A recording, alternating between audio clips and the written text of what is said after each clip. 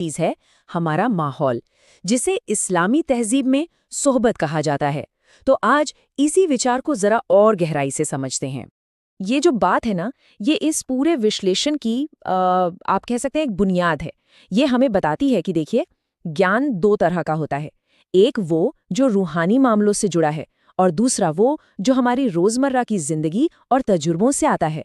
और ये फर्क समझना बहुत ज्यादा जरूरी है। आगे हम देखेंगे क्यों। तो सबसे पहले बात करते हैं दीन और दुनिया के ज्ञान में फ़र्क की। और इसको समझने के लिए ना एक बहुत ही मशहूर वाक़या है जो इस लाइन को बिल्कुल साफ कर देता है। ज़रा सोचिए, मदीना के किसान हैं जो पीढ़ियों से खजूर की खेती कर रहे हैं। पैगंबर ने उन्हें एक सलाह दी और उन्होंने बिना कोई सवाल किए फ़ौरन मान ली। लेकिन हुआ क्या? फसल उल्टा कम हो गई। जब उन्होंने ये बात पैगंबर को बताई तो उन्होंने एक बहुत ही गहरी बात कही, तुम दुनिया के मामलात मुझसे ज्यादा बेहतर जानते हो।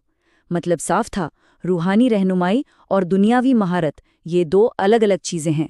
अब देखिए, उसूल तो बिल्कुल साफ था, लेकिन आज के ज़माने में क्या हो रहा है? जब हम एक ही इंसान से दीन और दुनिया दोनों की रहनुमाई की उम्मीद करने लगते हैं, तो एक बहुत बड़ी उलझन पैदा हो जाती है। और इसी उलझन में हम अक्सर एक मुर्शिद या रूहानी रहनुमा की तलाश में निकल पड़ते हैं। लेकिन यहाँ एक बहुत अहम सवाल उठता है, क्या आज हम एक मुर्शिद की असल भूमिका को उसकी सही मायनों में समझ भी रहे हैं? एक सच्चे मुर्शिद का काम, उसका मकसद बहुत साफ था। उनका फोकस था लोगों को गुनाहों से दूर करना, उनके किरदार को संवारना और उन्हें रूहानी तौर पर अल्लाह के करीब लाना।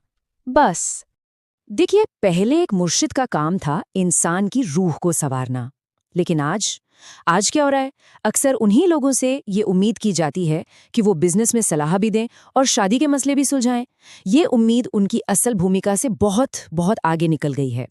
तो अगर कोई एक इंसान हर चीज का हल नहीं है, तो फिर असल तब्दीली, असल बदलाव आता कहाँ से है? और यही हम इस पूरे विश्लेषण के सबसे जरूरी हिस्से पर आते हैं। किसी एक इंसान से कहीं ज्यादा ताकतवर होता है हमारा माहौल, हमारी सोहबत। तो चलिए देखते हैं कि ये सोहबत आखिर कैसे काम करती है और कैसे ये इंसान की जिंदगी बदलने वाली सबसे बड़ी ताकत बन जाती है। ये बात सुनने में बहुत सीधी लगती है, लेकिन बहुत गहरी है। अगर कोई बदलना चाहता है तो उसे सिर्फ किसी एक शख्स को सुनने से उतना फर्क नहीं पड़ेगा जितना इस बात से पड़ेगा कि वो किन लोगों के साथ अपना वक्त गुजार रहा है। इसकी ताकत का अंदाजा लगाना है ना, तो इन मिसालों को देखिए। एक तरफ है सहाबा, कुरान और हदीस तो आज हमारे पास भी हैं, लेकिन वो पैगंबर की सोहबत में जिए।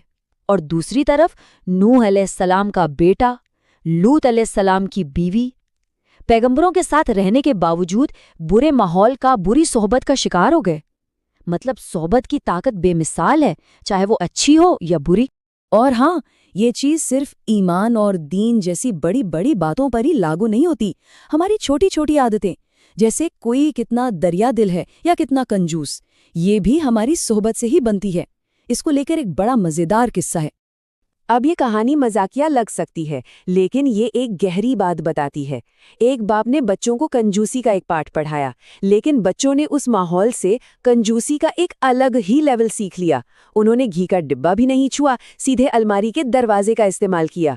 ये दिखाता है कि माहौल कैसे हमारी सोच को इतना बदल सकता है कि वो हमारी अगली नस्ल तक में पहुंच जाता है। तो ये तो हो गई पुरानी बातें, पुराने किस्से। सवाल ये है कि हम सोहबत के इस पुराने उसूल को आज के नए जमाने की चुनौतियों पर कैसे लागू कर सकते हैं। आजकल की एक बहुत बड़ी चुनौती है शादी के मेयार। लोग चाहते हैं कि बहू डॉक्टर हो, इंजीनियर हो। सोच ये है कि वो पढ़ी लिखी है। लेकिन यहाँ एक मिनट रुककर सोचने की जरूरत है। क्या मेडिकल की किताबें ये सिखाती हैं कि एक घर को प्यार और समझदारी से कैसे चलाया जाता है? आखिर में एक घर भी तो एक सोहबत ही है। तालीम का माहौल भी एक बहुत ताकतवर सोहबत है। यूनिवर्सिटी में सिखाए जाने वाले कई विचार, जैसे कि हद से ज्यादा इंडिविजुअलिज्म, घर पर दी गई तरबियत से टकरा सकते हैं। ये चीजें सीधे सीधे किताबों में नहीं लिखी होती, लेकिन ये माहौल में होती हैं और धीरे धीरे हमारी सोच पर असर डालती हैं। एक और मिसाल देखिए, जो लोग बाहर मुल्कों में जाते हैं, कई बार पैसे बचाने के चक्कर में या बेहतर नौकरी के लिए लोग ऐसी जगह घर ले लेते हैं जहां आसपास अपनी कम्युनिटी का कोई नहीं होता। उन्हें लगता है कि वो अपने बच्चों को संभाल लेंगे, लेकिन वो ये भूल जाते हैं कि एक पैगंबर भी अपने बेटे को बुरे माहौल के असर से नहीं बचा पाए थे। हम अक्सर सोचते हैं कि माहौल तो बहुत सारे लोगों से बनता है, पर सच तो ये है कि माहौल बिगाड़ने के लिए सिर्फ एक इंसान ही काफी होता है। एक गलत दोस्त, एक गलत सोहबत इंसान को भटका सकती है। इसीलिए अपने लिए और अपने परिवार के लिए सही माहौल चुनना कोई छोटी बात नहीं है, बल्कि एक बहुत बड़ी जिम्मेदारी है। आखिर में बात बहुत सीधी है। कोई बच्चा रोबोट नहीं होता कि उसमें आपने कोई प्रोग्राम डाल दिया और वो वैसा ही चलेगा।